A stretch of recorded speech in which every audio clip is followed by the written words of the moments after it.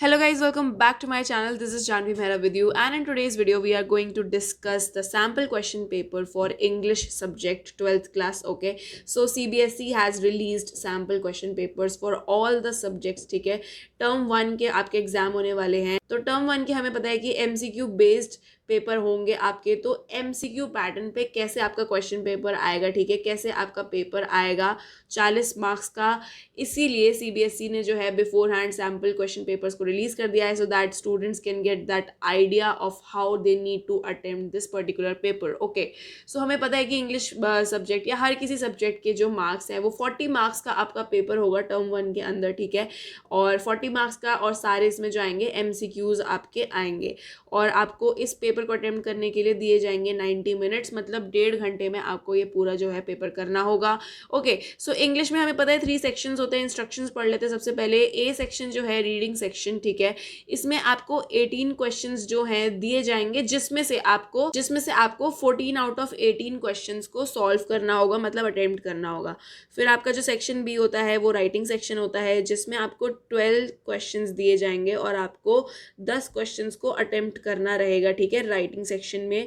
और last section जो है आपका C section, that is literature, उसमें 30 क्वेश्चंस दिए जाएंगे, जिसमें से आप किन्हीं 26 क्वेश्चंस को जो है अटेम्प्ट कर सकते हैं, ठीक है। तो आपके पास थोड़े थोड़े ऑप्शंस होंगे कि आप कुछ कुछ क्वेश्चन को छोड़ सकते हैं, ठीक है, चॉइस में दिए गए होंगे, ठीक है, सो दैट जो इजी लग रहा है या जो आपको लगता है जिसके लिए आप श्योर शॉट है उसके आंसर को आप अटेम्प्ट कर सकते हैं, ठीक है।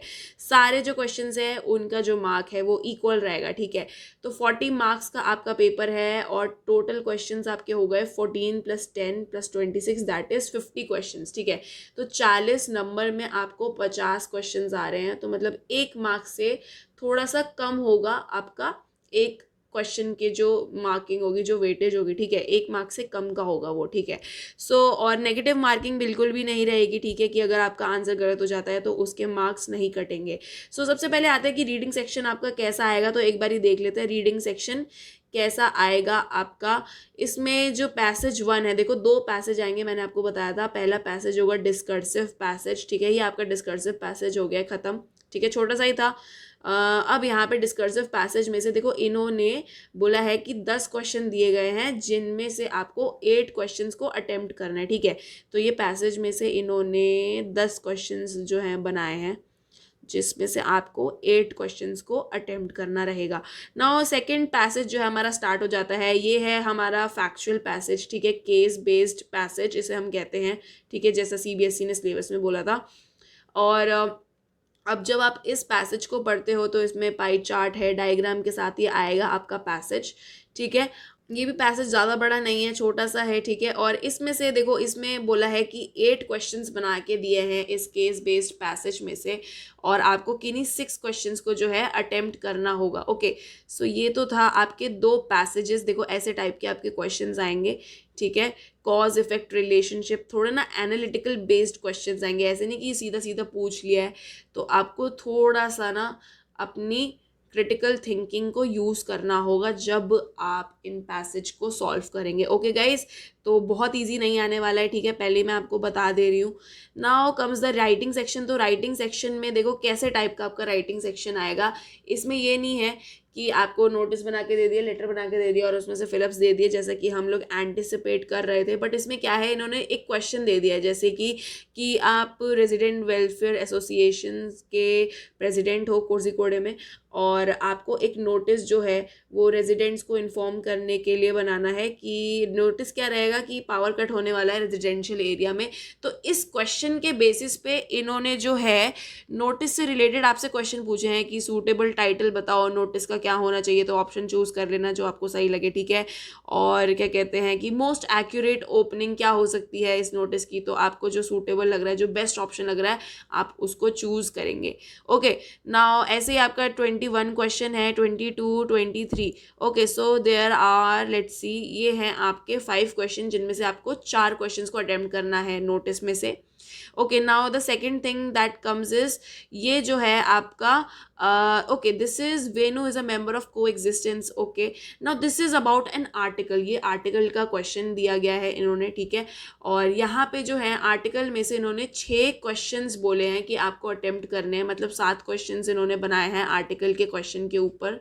मतलब आर्टिकल का इन्होंने पूरा क्वेश्चन बता दिया है कि ऐसे ऐसे prevention of cruelty to animals और पीसफुल कोएग्जिस्टेंस जो है एनिमल्स और ह्यूमन बींग्स में होनी चाहिए।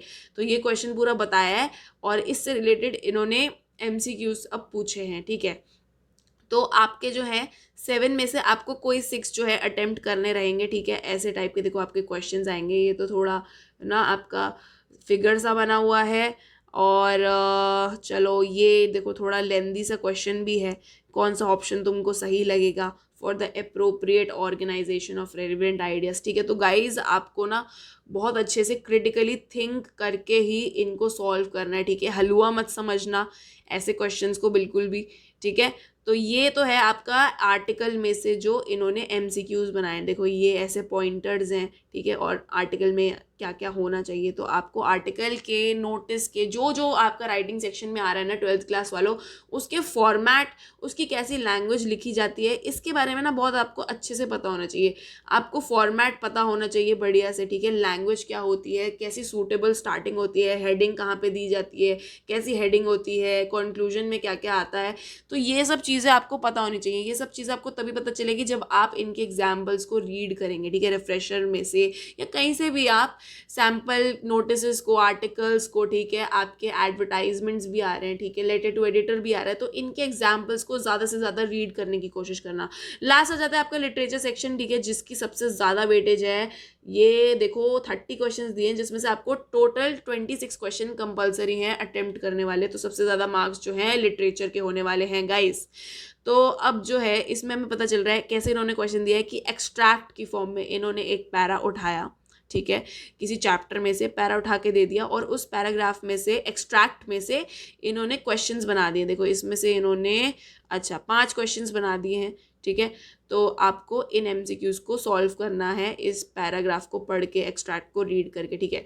तो आपको थोड़ा सा स्टोरी का या फिर आपकी पोएम का एक्सट्रैक्ट जो है या फिर लेसन का जो एक्सट्रैक्ट है उसका अच्छे से बैकग्राउंड आइडिया होना चाहिए, स्टोरी आपको अच्छे से पता होनी चाहिए, ठीक है।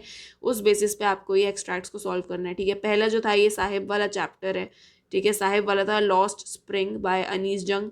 अब जो है ये दूसरा आपका पैसेज जो है, ओके, ये है डीप वाटर वाला एक्सट्रैक्ट उन्होंने उठा लिया है चैप्टर में से और इसमें से इन्होंने क्वेश्चंस बना के पूछे हैं। तो आपको सॉल्व करना है। Now this is this poem which is an elementary school classroom in a slum. So उसमें से इन्होंने 5 क्वेश्चंस जो हैं बनाए हैं।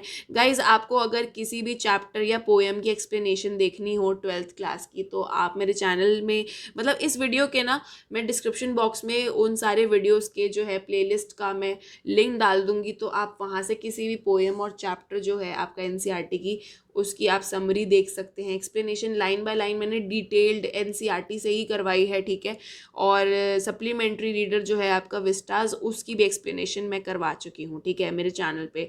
साथ ही साथ जो आपके फ्लेमिंगो और विस्टाज के हर एक चैप्टर के ना जो मोस्ट इंपॉर्टेंट टॉप 50 MCQs जो हैं वो भी मैं कवर करवा चुकी हूँ। तो उनके वीडियो के लिंक भी मैं इस वीडियो के डिस्क्रिप्शन बॉक्स में आपको दे दूँगी, ठीक है। ऐसे ही एक और ये जो है चैप्टर चार्ली वाला, ये है आपका 3rd लेवल, उसमें से इन्होंने एक्सट्रैक्ट बना दिया है, ठीक है।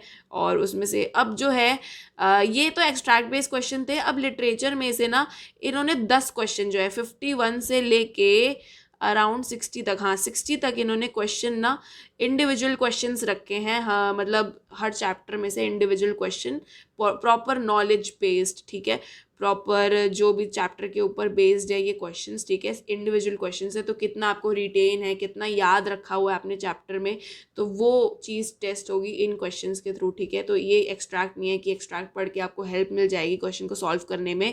ये आपका टोटल नॉलेज बेस्ड होगा, ठीक है, कितना आपको याद है स्टोरी में से। So guys these were the literature के क्वेश्चंस, ओके।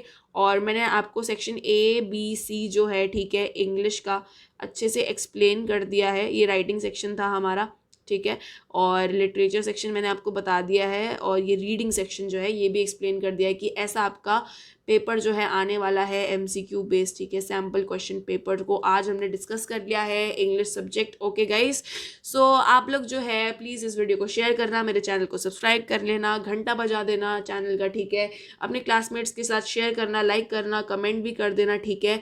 और आपको अगर किसी भी चैप्टर की जो एक्सप्लेनेशन देखनी हो तो आप मेरे चैनल के प्लेलिस्ट में जा सकते हैं। प्लेलिस्ट का लिंक मैं नीचे दे दूंगी इस वीडियो के नीचे, ठीक है। और आप मुझे इंस्टाग्राम पे भी फॉलो कर सकते हैं, इंग्लिश बाय जानवी। तो इंस्टाग्राम की ID का लिंक भी जो है मैं अपने डिस्क्रिप्शन बॉक्स में दे दूंगी। तो गाइस मिलते हैं हमारे नेक्स्ट वीडियो में, तब तक के लिए bye bye, take care, love you all.